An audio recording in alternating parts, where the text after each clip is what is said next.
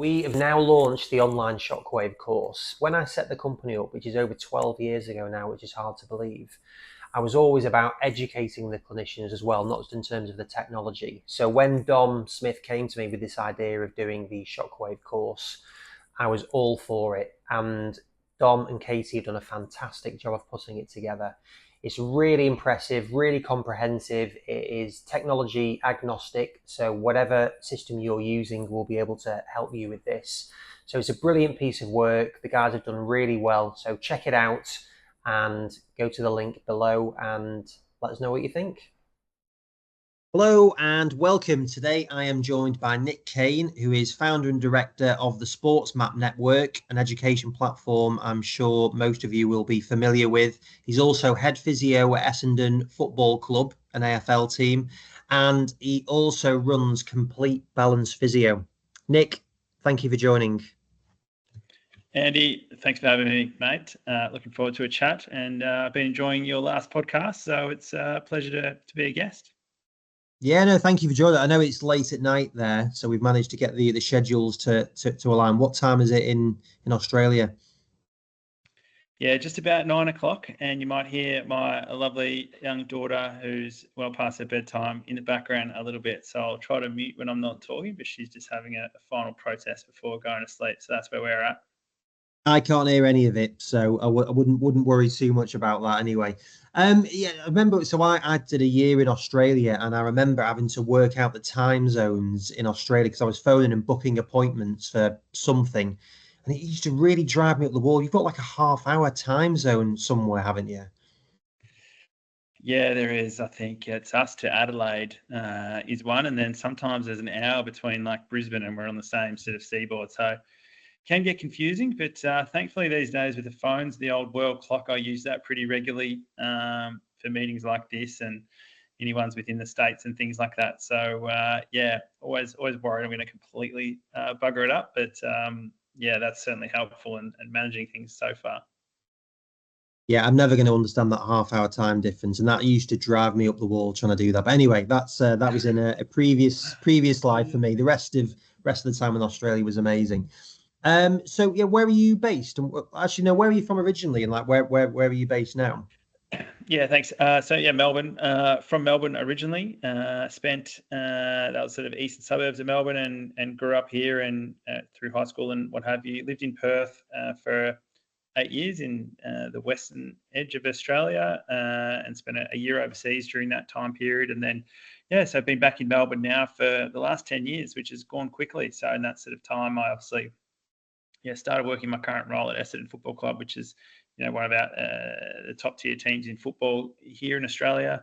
Yeah, and also obviously, yeah, married and two kids over the last 10 years. So it's sort of been a whirlwind sense of being back, but yeah, very much at home now in Melbourne and loving it.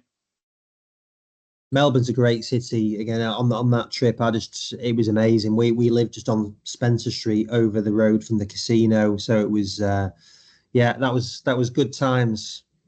Yeah, well, yeah, right in the heart of it, mate. There, so plenty happening for. I'm sure you would have been young and out and about and loving it. So I'm not too far from there. We're about 15 minutes away from there, just in a sort of nice suburb. But yeah, certainly get into the city still for whenever we can for like a nice dinner or something like that. But yeah, certainly not out at the those bars and nightclubs where you would have been doing some of your best work back then, I'm sure. Yeah, well, yeah, I like to think so anyway. So yeah, Melbourne is just it's arguably the best city for sport in the world. It's really well known for many different things, whether it's the MCG or the Grand Prix or anything like that. So how big an impact does that have on the culture there? Yeah, I think a lot. Like it is. It's a really vibrant area for if you want sports, what people love. So I guess what it does is draw lots of good. Well, certainly in our field, like the physio space and what have you, it draws the clinicians to Melbourne because there's opportunities. So you know, good clinicians and the like from Perth and Adelaide are often coming to Melbourne in the hope of building that through. So certainly there's, you know, the main sports that you mentioned there, along with obviously the tennis and the Australian Open. We've got rugby, soccer, or what you guys call football there.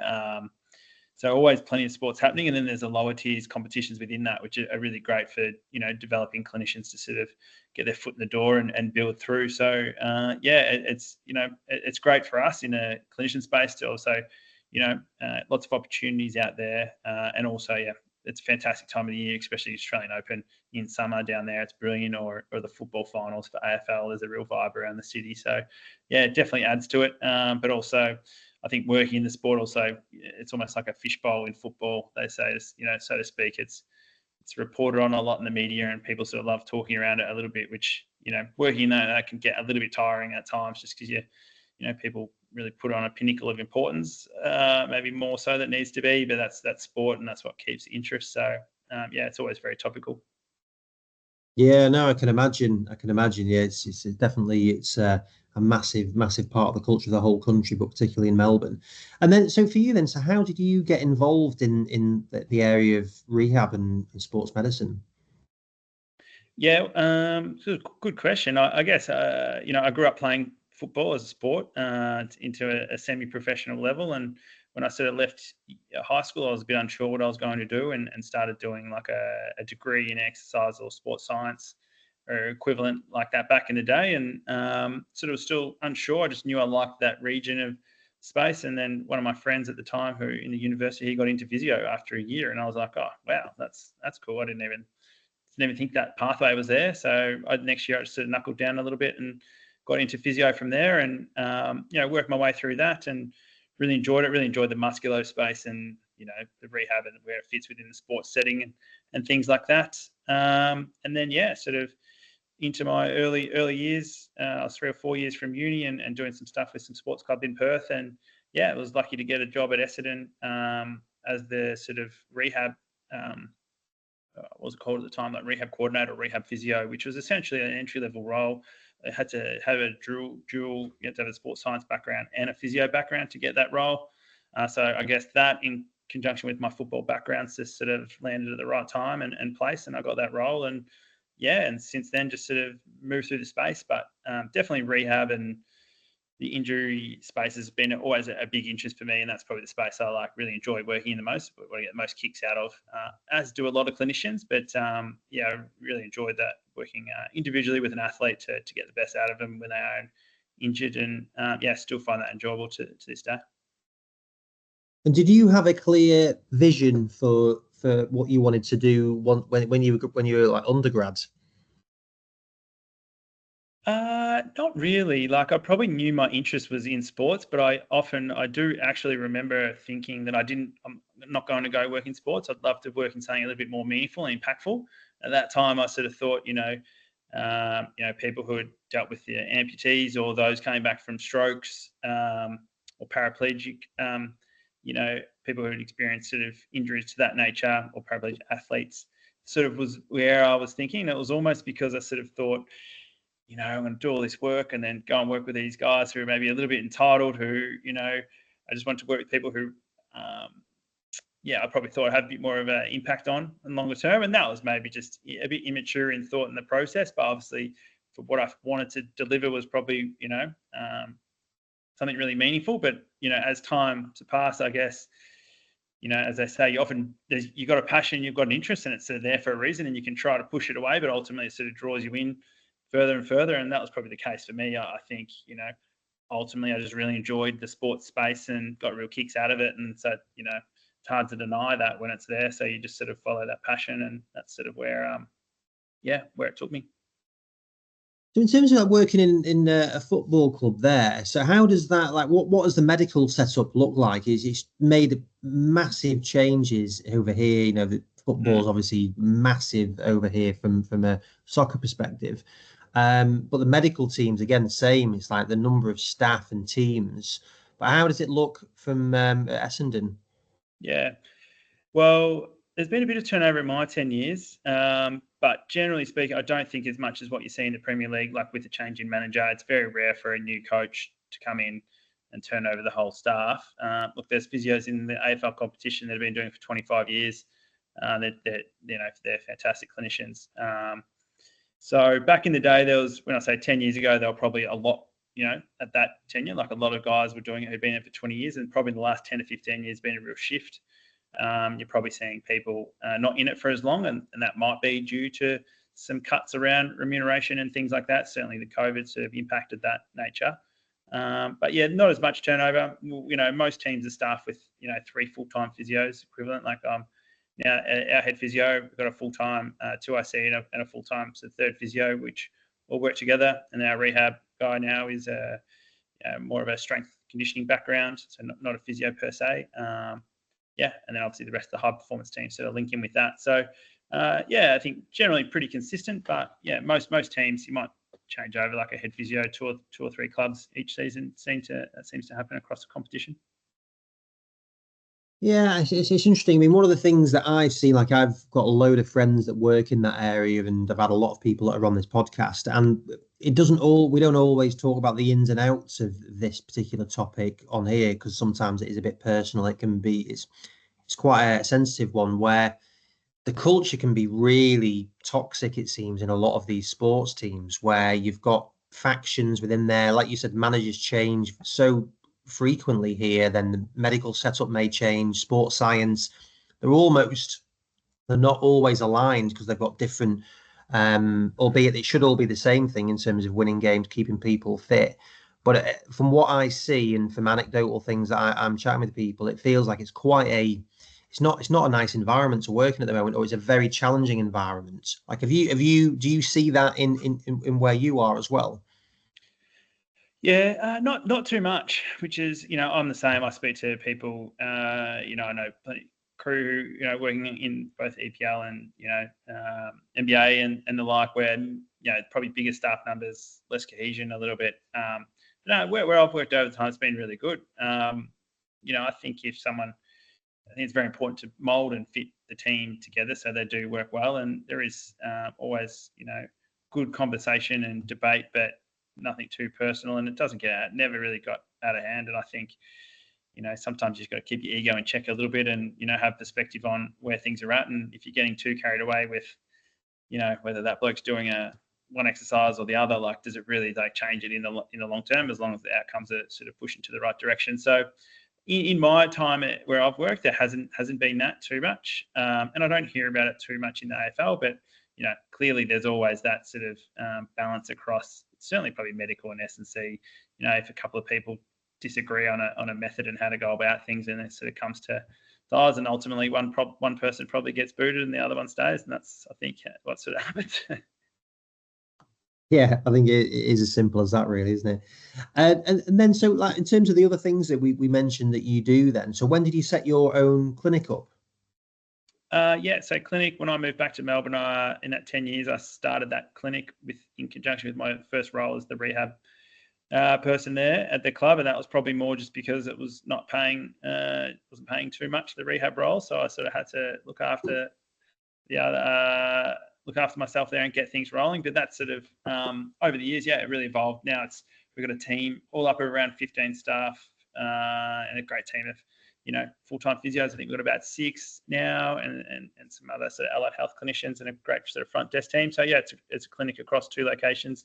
But that keeps you sort of on your toes, and it's great sort of engaging still in that space and not entirely in the sports setting. So it's still really good to get back into the clinic, and we talk through cases and lots of that sort of thing. And we've got a real good learning culture to try to develop our staff and physios there, who are super interested and super engaged. And it's great working with them. I think some of our staff that we have will be really good physios in the sports field as well. It's probably part of the pathway they're on. But that keeps things ticking along. That's called Complete Balance Physio, and man, that's been a journey of learning in myself around that side of business and a service-based industry. So And how have you found that then? Like, what are the biggest things that you've learned? Mate, first and foremost, it's like the challenges with like the business and the things that go with it, like the lease agreements, fitting out clinics, things with council, some of those things that you just like don't want to deal with at all, that just take ages and really like slow and frustrating. So certainly that part. I think the area I sort of read and try to educate around that space is certainly service as a method. And it's sort of interesting going to other businesses like a restaurant and just seeing how people engage, and with their staff or their customer, I guess, and for us to try to really, I think it's really important to build our community within that, make people feel how they feel welcomed when they come in and a part of things, and not just a bit transactional, and just being able to sort of connect on a personal level. I think you can be an amazing physio, but not connect and not listen, and the person won't like you, and that's it. And no matter how good you are as a physio, if you don't do that, you probably may not build a list, or people won't love you as much. Versus if you're a developing physio, but you're a fantastic person, engages, listens, cares, then you're on the right path. And then hopefully, we have the skill set to be able to help people get back to what they need to do. So, yeah, they're probably the couple of main areas that I sort of keep trying to, certainly the second area I keep trying to develop in. And then business development moving forward to what we do next is, an area of interest. So that's sort of the journey we're on at the moment. Yeah, no, I think it's really interesting around that service piece and how you do and build and develop that, because there doesn't seem to be much focus on that from an education perspective in terms of building those softer skills or real skills, whatever you want to call them. How well taught is that in education in Australia? I don't know if it's taught that much. I don't see it being something that's sort of out there. I haven't seen education courses around it. I guess first and foremost, as the person, some people have that ability within themselves naturally, and outgoing, and other people may need to work at it and train it a little bit. And there's probably just a few key things within it, and being awareness. So that's probably the areas we work through. But I'm sure there is some nice development courses out there for physios in that space. But I don't know any at the moment. Yeah, and then in terms of like from a business development you mentioned there, and so we said you're running a private business, so you obviously got to make money to grow and or even just to exist. How is it perceived in terms of from a sales perspective in Australia? Like how natural are your team at being able to communicate that, and you, because obviously you come from the sport bit where you're not charging the client or athlete for it. Yeah, I don't think physios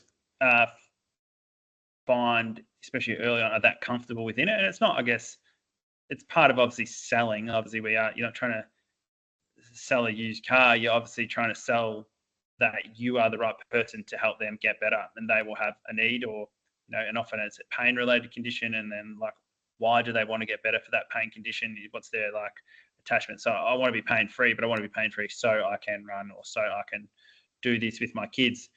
And then you're trying to sell the message, okay, we'll be able to do this and get you to that level.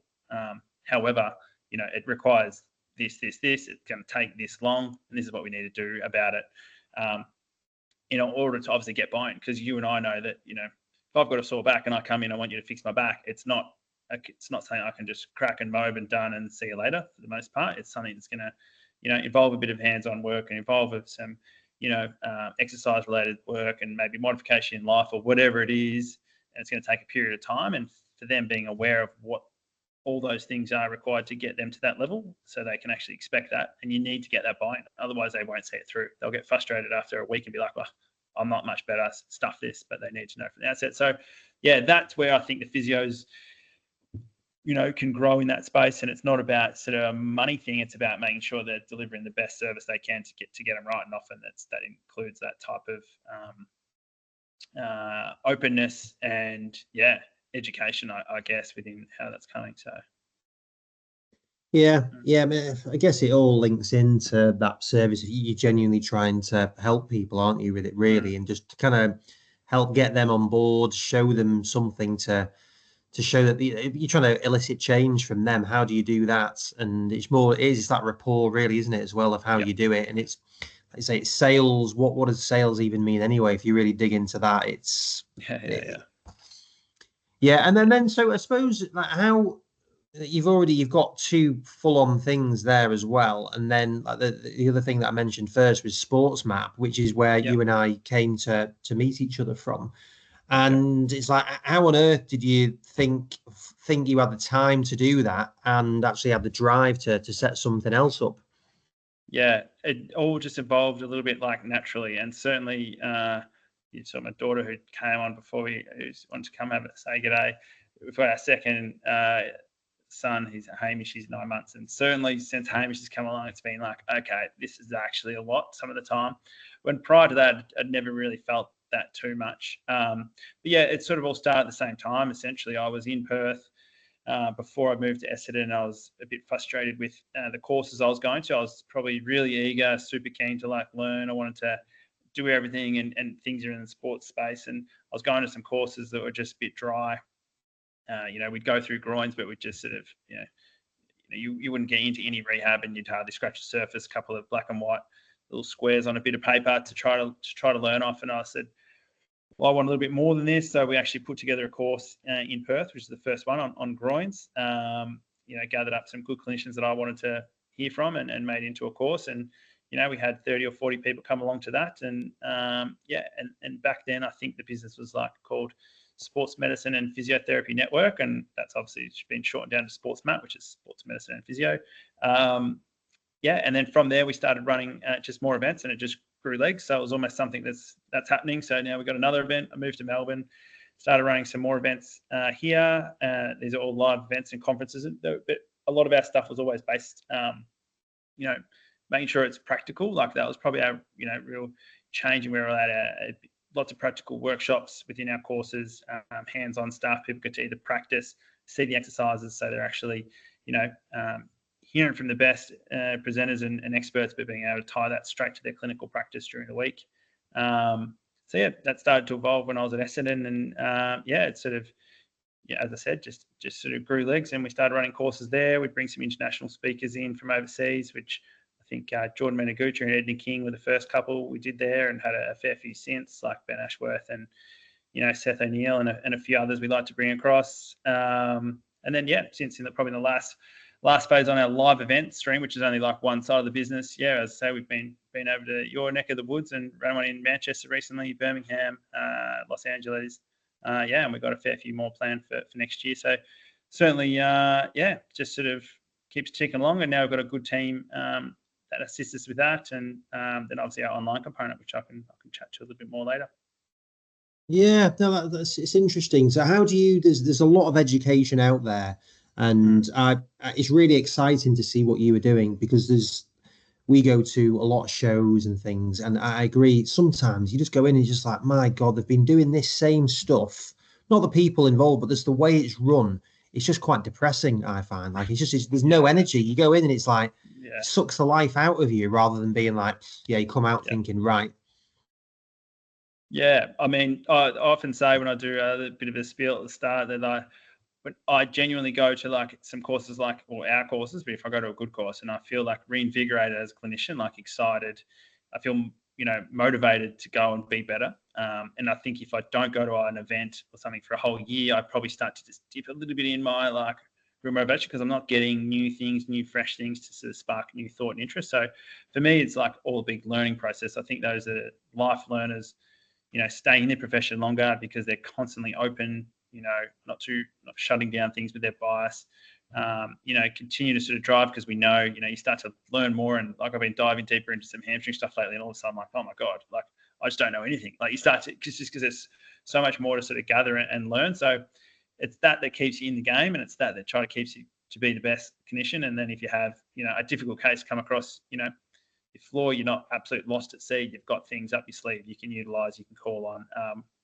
So certainly I hope from our events that people get that. And I think from the early days, all I was about, I was like, as long as it's practical, as long as the food's good, because I'm not having these like average little sandwiches, and as long as it's like a bit like fun and we can have a few beers and stuff like that. So they're the things that have sort of stayed true, and try to not go tight on catering, always have a few drinks after, and make sure there's some breakouts and stuff like that. So yeah, there's certainly things that are the feature point of our events, definitely. I mean, that is the thing, isn't it? You actually break it down, and the content, there's a lot of people talking, and people you mentioned, brilliant, like they're all great. And a lot of it comes down to actually, it's the other bits of it, that making it fun, just like having good food. It does make a massive difference. And yeah, it is interesting, actually. It's like how you do it. So I'm glad you've broken it down into those simple things. It's like, yeah, actually, that is what I enjoy when I go to those events. Yeah, I'd be nice to, give everyone top quality, top shelf red wine and whiskey, but just at the moment we're a few beers. But yeah, we do like to hopefully have that within it. So yeah, I still enjoy the events. I love like getting in and chatting to the people who are coming. And I think years ago I used to run around like a bit of a headless chook at the event, so I didn't get the opportunity to do that too much. But now, as I said, we've got like an awesome team. We've got Joss, who you met over in the UK, Abby here running the events, and Michael is our main guy who's full time. So I can actually go to the event now and just have a bit more conversation, engage and chat. So I'm loving it more recently. Yeah, no, I think it is. I mean, I've only met Joss from your team, but I think just the vibe is great. Just straight away, it's like, yeah, this is it. It's not about, there's no ego. It's about, look, how are we just enjoy it first? And I think that is a big challenge in the industry where it is taken very seriously, which of course it's serious, important, but ultimately, if you're not enjoying what you're doing, whatever that is, it's just like, what is the point of any of it? Yeah, no, definitely. No, spot on. So yeah, we enjoy what we're doing, and for those over there in the UK, we have our the masterclass component now, which is our online, which has been there for a couple of years, and that was more, I guess, born out of where I was as a clinician at the time, where I'd be able to take where I work at Essendon. It's been awesome because I'd like take an athlete to someone who's an expert in the field, Craig Purdom, if he's a big name here in Australia, or some of the tendon crew, or whatever it might be. Even just if I feel like I'm on top of the case, it's still good to go and see this person and get an extra set of eyes. And you'd go there and watch them do the thing for an hour and a half. They'd do the subjective, objective, and roll through, and just hearing what they're looking at, and as they talk to you, like picking little things up.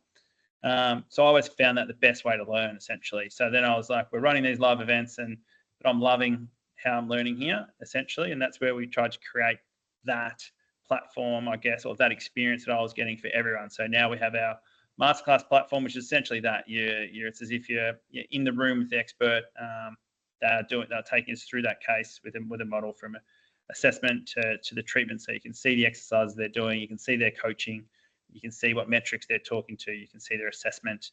So yeah, trying to pull all that together, I guess. And as good as the podcast is these days, like you and I might talk through if it was a clinical aspects. But sometimes when you hear a clinical podcast, you still don't really know what they're referring to when it comes to an exercise, or you're like, what are they actually doing there? At least in these videos and masterclass we have, obviously clearly give you all those insights. So you're literally just like go, oh, that's cool, and then go and practice it and make sure you get it right, and then hopefully utilize it with your athletes. So that's probably our main element now. And yeah, we've been over the UK, USA, Australia filming with experts, and that platform's not growing, and that's been super fun, super interesting, and yeah, really enjoying it, working with the presenters and that we have on that. So yeah, really enjoyed that space. Yeah, no, it's really impressive what you're doing, and feel free to tell me you don't want to answer this, but how do you fund this? Like, because that's you're going to flying all around the world doing these different events. Yeah. Like, how do you do it? Like, again, I know what it's like when you're running a company. It's like you get an investment, you just do it like sustainably through your own revenue. Yep, sustainably through our own revenue, really. And I guess the event stuff in the background has been really helpful, like over the years, to just give us a bit of a backing in order to do that. So certainly the travel and to get all those masterclass up and going, it's quite an expense, as you'd imagine, to sort of get that ticking and that underway. But yeah, I think for where we sit, obviously from a business standpoint, we think it's like I think it's a really good product from education piece. So if I was like, I know if I'm a clinician out there, I would want access to it. So I'm learning and watching. So if I just think like that, and hope I'm not being too biased because I do it, then I sort of feel like it'll grow sufficient enough to look after itself in that space. So I guess like any business, you need to invest some time and money in order to get things like ticking along. So yeah, hopefully we continue to grow and help people with their learning, and that will be able to help us just keep providing that moving forward. No, it's really exciting. So what are the plans then for where do you see it going? Well, yeah, I mean, for our online component, our masterclass, essentially, I would like that to be like, a really key feature for any developing physio across the world. So if I am, on my sports physio rehab journey to reach whatever career goal I want to do, which is if it's working in sport or it's being a fantastic clinician within a clinic space or whatever, then we are a valuable resource for people. Now, whether they watch every single video that comes through, or, if a hamstring comes into their clinic, they're like, oh, okay, I'll watch this. Instead of reading a little bit on Google, I'll watch this masterclass on hamstrings and I'll feel much more at the level to be able to deliver, a great service. So that's probably, our goal is to be able to be embedded within that development pathway for physios across the globe. And, we certainly have a good, obviously Australia, we're certainly the leading sports physio and rehab provider here. And we're getting some, really good interest and traction over in the UK. We probably have 8 to 10 Premier League clubs that are using our group subscription. And then a range of NBA clubs and lots of the AFL clubs here. So, in a sports setting, it's certainly utilised. And I think I guess for us, it's about people being aware of it a bit more, and that's probably comes in with a good partnership with physios in sport, ACP, SEM over there, who do a fantastic job with their, pathway of physiotherapists in the UK. So we're really grateful to partner with them in some space, and look after their members and hopefully, provide the education to them. So we're going to have a little joint event with those guys in March coming up. So yeah, lots of exciting things coming, but essentially we just want to be able to assist clinicians wherever we can to be the best physio they can. Yeah, no, it's great. It's good. It's really good to see you getting traction everywhere. And we touched on it very briefly before, but in terms of for you then, so you've got 3 businesses basically that you're doing there. How do you manage your personal time? How do you switch off? Good. I was just saying, I love being at home. I love being out the back with my kids and mucking around. And that's for me, even though it sounds like I've got these other things, is the highest priority in anything. So I'm always making sure I'm home, at 5 o'clock and being here in the morning. So that's, a key priority. I'm really lucky that probably over the last 10 years, things have built organically, and I just have awesome people within each team. I guess I'm almost lucky for that's there. So the clinic is going really well. We have a manager at each space. So, my time commute in there isn't massive week to week, but I certainly get involved in the sports map as well. I have some great teams. So I'm almost more heavily involved just via emails and connecting and this sort of stuff. But that certainly takes a fair bit of time. And then the footy club, it does take a fair bit of time, the footy club. So look, moving forward, who knows how I'll obviously scope things. I probably won't be able to keep all things rolling as they do forever. But yeah, at the moment, things are manageable. Fantastic wife and very lucky. So how do I switch off? Whenever I'm actually not at work, I'm pretty switched off. Love watching a movie. Love going for a bit of a run or something like that, and playing with the kids is me. That's good. I might have to get some tips with you on that. That's good. It's just when you're in it. What about you? What about you? How do you switch off? It's a good question. It is a good question, and I did a post on it because your life does merge, doesn't it? When if I get the thing that I put on there was I was in London, was away with my fiance. I'm not sure what came first. I think the work came first, and then she came, but then it all gets blended up. And I don't know. It's not just when you enjoy it, you also do feel, and I feel an obligation. I do feel guilty if I'm not doing stuff, which probably isn't a healthy mindset. But in terms of how I do it, again, I love a movie. I love going away, going and seeing things, going for a walk with friends and doing that stuff. Playing sports really good because you're in the moment then.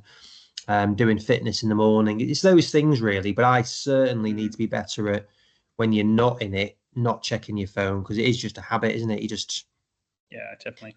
Yeah. And now, for with all of it now, is our client. Load of my conversations are done on WhatsApp. So I've only got one phone, so it's you're constantly on, or social media, all of these things, and it's you like it, but also I do know that it does get to you sometimes, and you do actually need to think. Actually, I'm a bit highly strung here. I need to just take a step back from it. Yeah, no, it certainly, it gets everyone. I always try to embed a new habit with having the phone somewhere else, which lasts for a month, and then you lose a bit of traction, and then you reset. But certainly, as per everyone, but I'm sure you having that self-awareness that you all of a sudden you're a bit over the top. You're a bit more road. You've clearly lost it a bit. So somewhere in there, you've just gone a bit too far, and then it's actually hard to get present again and switching off because you're just either a bit tired or you've just done a few too many days, and then you're over the top. So it's obviously trying to put things in place that you don't get to that level. But easier said than done sometimes. Obviously it always happens where, you find yourself and then you just from there, I know what I've got to do if I'm like that. And, it might take the day, but then can sort of reset and be back to square one. No, it is. I think it is. It's like you. My personality is I'll be nervous. We've got an event tomorrow that we're doing it at MIP where you had your events, and it's like no matter how I've been doing it nearly 20 years, I'll be nervous before the event because I'm like I want this to be good, and that's just the way that I am, and it's like that. I don't think that's going to change, and it's probably good because it's helped made the company as well. But sometimes it would just be actually just as Gabby said to me, she's like just have a day off. But like, and it's just have a day off, and I'm like, yeah, all right, yeah. Okay. Well, it's probably both parts. You say like you're obviously created a great company, and sometimes you can't do that if you don't have that pure intrinsic drive to sort of keep going and pushing when getting stuff done at night when you don't want to. It's what some people call it an entrepreneurial drive, I guess. But on the other side of it, you can't just always be doing that either, especially when hey mate, you're about to get married, so you're going to have days where you have off and prioritize and not work. So otherwise your wife will get angry at you. So it is something I'll definitely have the keep wedding day in off. check. I definitely will do that. That's good. I'd expect that. Yeah. And then in terms of like, again, I like the dynamic of Aussies and getting different perspectives of different cultures on it. So Aussies strike me as sort of like very sort of laid back, but also pretty authentic and upfront on stuff. Like, how big a thing is authenticity in you and the culture? The culture of Australia or where I Yeah, work? you're speaking for the whole country now. Angry Anderson, Hard to speak Jason for the whole Donovan, country, everyone. mate, because there's so many different, views and people. But I think authentic and it's something that one of my probably true values to be, that within, a high level of integrity is, really important. And I think, I guess Australians across the board, you probably do find they're probably generally honest and upfront and just say it how it is a lot of the time. But as I say, for me, I think it's certainly being and in our business space, certainly having that level of integrity and trust and just being authentic and not trying to be someone we're not and deliver what we think is really good is really probably a key feature when speaking to the cultural aspects of like our business and what we do day to day in like a sports rehab setting for sure. Yeah, well, I think all the communication things that I see from you really comes across like that. It just comes across in a really positive way from my side, from the people, the branding, the events themselves, everyone you've got associated with it. It just makes me think, God, I want to be a part of that. And whatever that is. So I think you've done a great job with doing that. It feels very authentic with the introductions that we've had and between each other. That's what I think is so important in doing anything really, is like if you can't have genuine conversations and genuinely try and do things, like what is the point? Yeah. No, thanks. That's cool to hear. Like, it's good to get that feedback because I guess you don't really know sometimes how you're portrayed, and I guess you can't think about it or worry too much about it. But yeah, if we can just be ourselves within it with the right, I mentioned before what we want to be able to do, and that's purely our motivational factor in order to try to improve the way we roll as clinicians and deliver that. So that's what we're about, and hopefully it's good to hear that sort of comes through in some of our communication pieces for sure. Yeah, good. No, it's nice to share it when it's genuinely true. And then in terms of like self-development for you then, so we touched on a few different things about customer service, sales, you've got loads of stuff going on there. Do you do any reading and like research around that area yourself? Yeah. I used to read heaps. I often joke with my wife, who's sitting across there, since we don't read as much because obviously if we're reading, we're not chatting, so we prefer to obviously chat. So I've dropped off my reading a little bit. I don't read extensively. When I, as you know, used to read maybe a couple of books a week, but I used to love reading around, all elements of business, both marketing, business setup, connecting with customers and things like that. And but yeah, that's probably my main avenue for learning now in that space. It's both conversation with other people and trying to connect with some, I've got some good colleagues in business who do pretty well. I mentioned obviously the guy who started Archie's Footwear. He's a good friend of mine. A couple of other guys. One guy's running a dating app in Sydney as a founder there. So they're really good people to bounce things off. And yeah, I love like reading some books. Like just read a couple of good books. Lean Marketing was really good. And and another one around some customer retention and just because I think, as we say, it's very important not to just try and get people on board a platform, is to be able to make sure that once they're part of us, they're part of our community, and they're growing, developing with us, and engaging and really feeling valued and using what's there. So that's probably the next piece in how we as a business can get better to make sure that those pieces are there for anyone that's on SportsMap to just keep feeling like a part of it, which is where the live events are a fantastic feature of that. It's a really great way to connect with people. But certainly reading books. I love that self-development space and speaking to people, even, and like yourself, to hear people's journeys. It's really interesting. Yeah, no, it is. I think it is. Yeah, there's surrounding yourself by those people that are doing things. So just whatever it is, people that have got a drive about them, there's something compelling about it, isn't it? That it's like, actually, yeah, you can see just always thinking, how do we improve, how we have that growth mindset. I think it is. I love that. I love hearing about what you're doing and just talking through these different things. It's quite inspiring to me to hear the drive on things. Although just I'm not going to give you all the praise. Like the fact you praised your wife when she was in the room with you, you've lost all the points on that one now, because that was, you've said how good she was, but she sat opposite you.